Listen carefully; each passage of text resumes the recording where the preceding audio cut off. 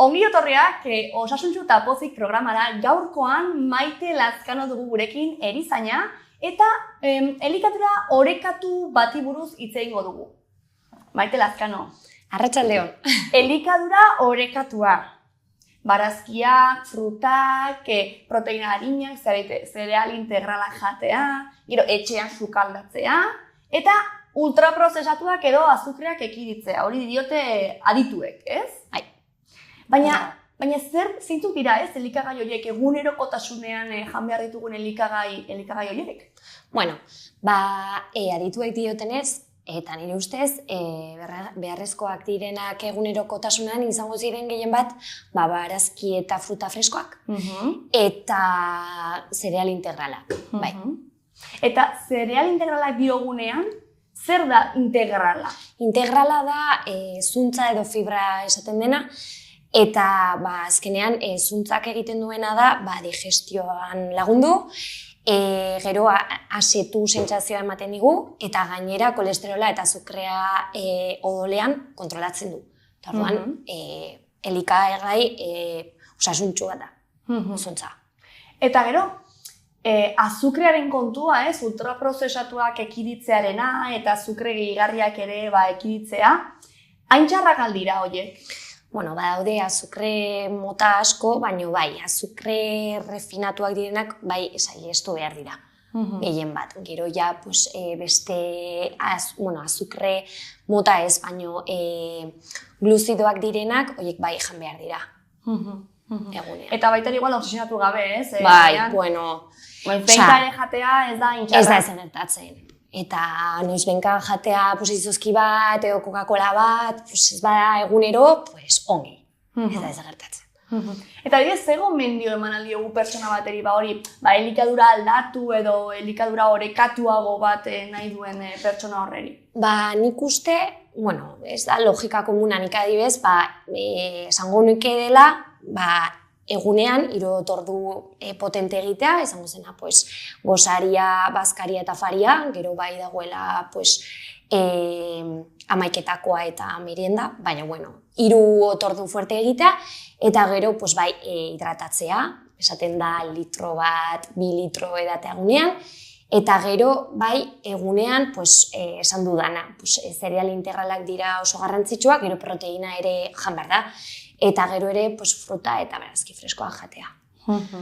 Eta gero oso garrantzitsua da, bazkarietan, jendeak igual jaten dugu jan behar dena, baina kantitate handian edo txikian. Hor Oreka bilatzea. Oreka bilatzea da gakoa. Orain badirudi dagoela modan edo, ez? Ezakit, moda guztiak dira pixkat, kaltegarriak zentzu batzuetan, ez? Baina baita ere, badago, ezakit, healthy edo, osasuntsu izatearen moda hori. Eta benetan ala da, kontziente gara, zer den osasuntsu izatea edo benetan zer den... Nik uste dut badela perfil varietatea, ez?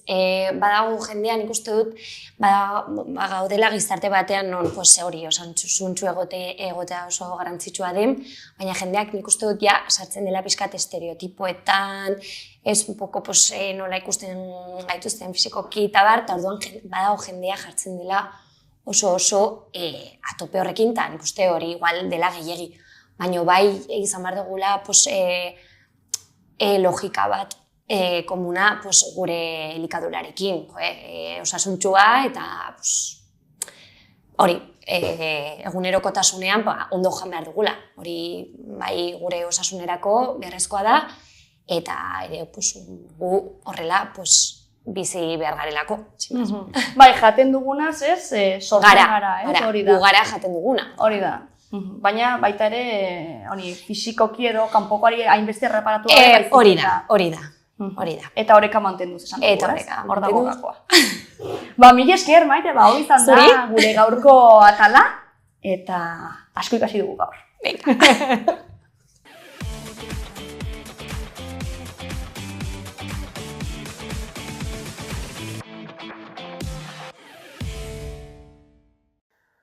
Osasun prebentiboen elikadura orekatuaren garrantzia. Gaixotasunen prebentzioa. Elikadura orekatua izateak laguntzen du obesitatea, diabetesa, gaixotasun kardiobaskularrak eta kolesterol altua bezalako gaitzak prebenitzea. Elikagai osasungarriek sistema immunologikoa indartzen dute eta osasun orokorra babesten dute. Energia eta errendimendu fisikoa hobetzea. Elikadura egokiak gorputzari beharrezko energia mantenugai eta vitaminak eskaintzen dizkio eguneroko jarduerak egiteko. Horrek nekearen aurkako babesa ematen du eta ariketa fisiko egiteko gaitasuna hobetzen du. Garapen eta hazkunde osasuntsua. Bereziki haurren eta neraben kasuan elikadura orekatua funtsezkoa da garapen fisiko eta kognitibo egokia bermatzeko. Era berean helduentzat eta adinekoentzat funtzio fisiologikoak mantentzeko eta zahartze osasuntsua lortzeko ezinbestekoa da. Ongizate emozionala eta osasun mentala. Elikadura zuzena animo aldartea eta konzentrazioa hobetzen laguntzen du. Elikagai batzuk, hala nola omega 3, gantz azidoek eta B vitaminek osasun mentala positiboa sustatzen dute eta estresaren eta depresioaren aurka eraginkorrak izan daitezke. Laburbilduz, elikadura orekatua osasun fisiko, mental eta emozionalaren oinarrietako bada eta bizitza luze eta kalitatezko bat izateko giltzak.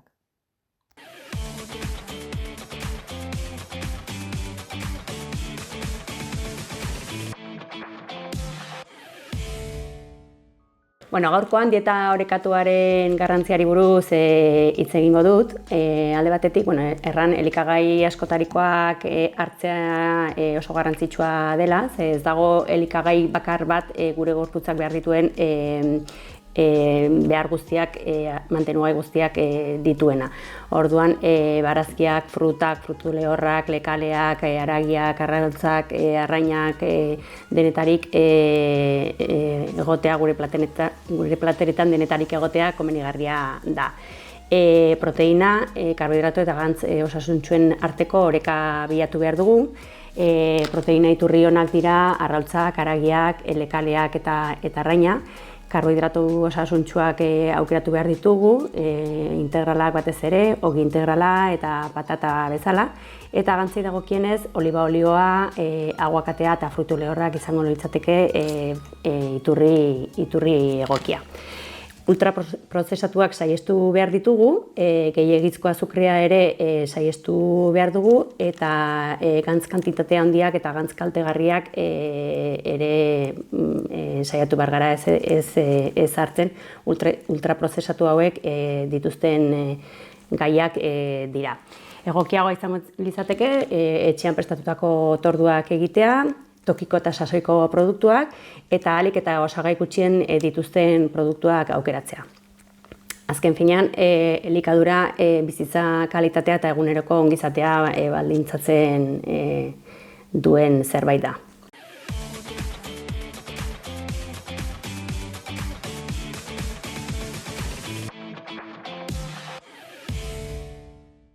Aurkeztuko dugun ariketa, squat, arrunta edo squat edo sentadilla izenekoa da.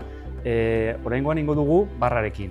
Barrarekin teknikoagoa da eta mobilitate gehiago beharrezkoa da egiteko. Mobilitaterik ez baldin badago, behar bada errazago izaten da goblet posizioan erabiltzea kettlebell edo mankuerna bat. Baina barrarekin egiteko lehenengo gauza. Barraren altuera egon behar da pixka bat klabikularen altueran gutxi gora bera. Gero hartuko dugu eskuen zabalera, sorbaldak baino nahiko urrunago, eta sartuko gara azpian, erabat barruan. Garrantzitsua da, barraz jartzea justo trapezioen atzekaldean, bai? Hemen atzekaldean eta ez lepoan, baizik eta trapezioetan. Orduan, sartzen gara hemen, narabitzen dugu ondo dagoela trapezioetan, minik gabe, eta orain altxatu. Behin altxatu dagoenean, pauso bat atxera, orain, hankak pizka bat ireki, ikusi behatza dela pizka bat kanpornuz begiratzen, eta orain emar dugu da ukalondoak behera begira, bai, dorsalak estutu hor, fuerte, eta orain ingo dugu belauna jarraitu behar dute bigarren atzari. Eta aldegun gorputza, torsoa eramar dugu alik eta vertikalena. Behera, ikusi belauna nore ikitzen diren, bai, hor, eta orain gora. Ahal bada, jaitsiera kontrolatua eta igoera pixka bat abiadura gehiagorekin.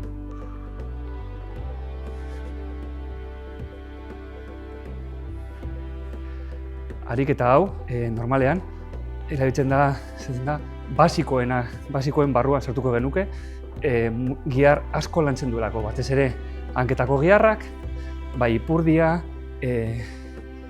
kuadrizesak eta gero ere torsoko muskulatura guztia, kor, sorbaldak eta gorputzezeko iaia gihar guztia.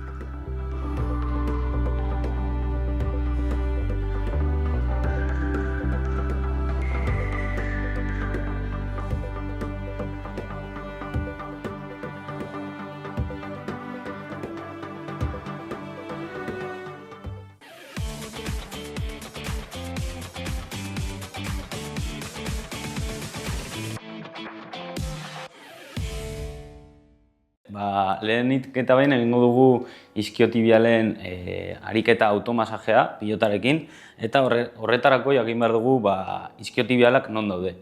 Lehen da bizi, pelbisean dagoen zurra, iskiona deitzen dena, jakitun izan behar gara. Hemendik iskiotibialak ateratzen dira, 3 dira. Semitendinosoa, barrutik doala, semimembranosoa bai, eta kanpotik bizeps femorala. Hemen gainean, hezur honen gainean eseri behar gara. Paretan auka hori bai. Bizkarra zuzen eta nabarituko dugu albo batera baldin bagoaz, iskion bat. Beste aldera baldin bagoaz, beste iskiona. Orduan, horbean iskiotibialak esan duan bezala badaude. Eta pilota horbean sartuko dugu. Lusatuko dugu hanka, eta hor barruan izan da, minututxo bat itxarongo dugu. Hola, minutu bat pasa ondoren, kenduta, nabariko dugu nola pelbisa erlasatu den.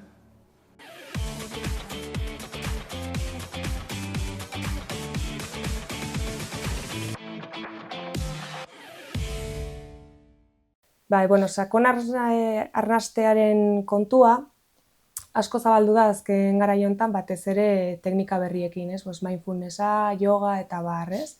Baina egia da beti egin izan den zerbait dela, terapian batez ere, zergatik, azkenean gure estresa, gure antsidadea, gure nervio sistemarekin dago lotuta.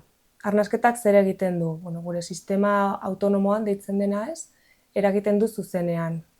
Arnasketa gure sistema parasimpatikoa deitzen dena aktibatzen du, eta horrek lasaitasuna ematen digu. Zergatik, gure sistemak bi alde dituelako, simpatikoa deitzen dena aktibatzailea dena eta parasimpatikoa, ez?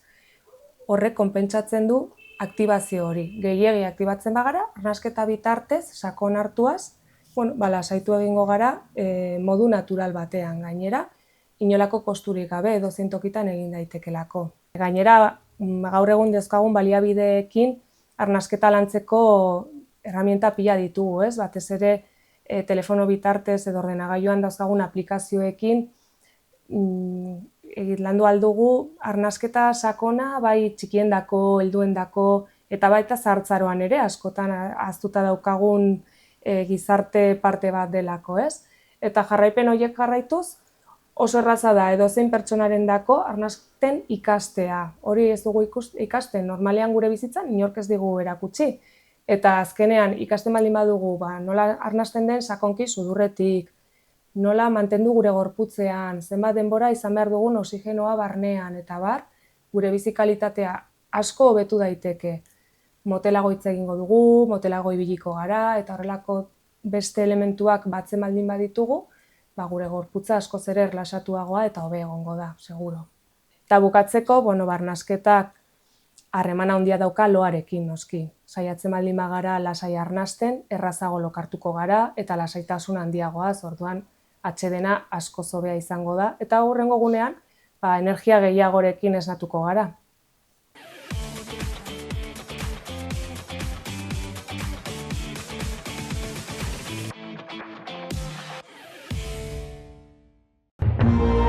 Gobierno de Navarra. Nafarroako gobernua.